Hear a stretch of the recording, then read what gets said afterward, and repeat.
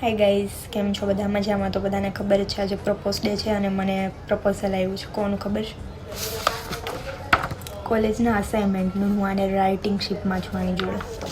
અને આ એવું રિલેશનશીપ કહો કે રાઇટિંગશીપ કહો છે જેમાં બ્રેકઅપ ના થાય. કમ્પલસરી નિભાવવું પડે જ્યાં સુધી મતલબ લખવાનું પતે નહીં ત્યાં સુધી. આજે સવારની લખું છું ને મને આજે લખતા મારા એક આંટીનો કોલ આવ્યો તો એમની જોડે કોલમાં વાત થઈ મારે એમના ઉપર શું એમની જોડે. તો એમને મને એવું કીધું કે કેમ હમણાંથી રીલ્સ નહીં બનાવતી, ઓછી થઈ ગઈ છે, મતલબ ઓછી અપલોડ કરે છે. મેં કીધું અસાઇનમેન્ટ જર્નલ એવું બધું લખવામાંથી ટાઈમ મળે તો બનાવને હતું.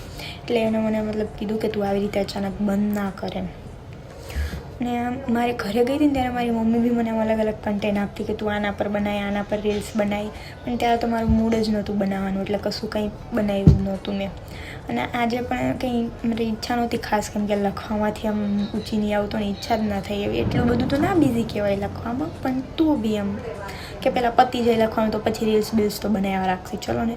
પણ આજે એમને મને કીધું ને મતલબ બહુ જ ગમ્યું મને. મારા ફેમિલી મેમ્બર્સ જે મને કન્ટેન્ટ આપે કે તું આના પર બને, આના પર બને, આના પર બને, આમ મજા આવી જાય.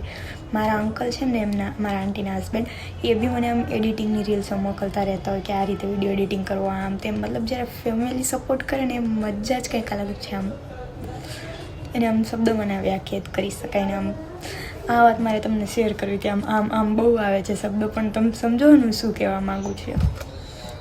બસ કંઈ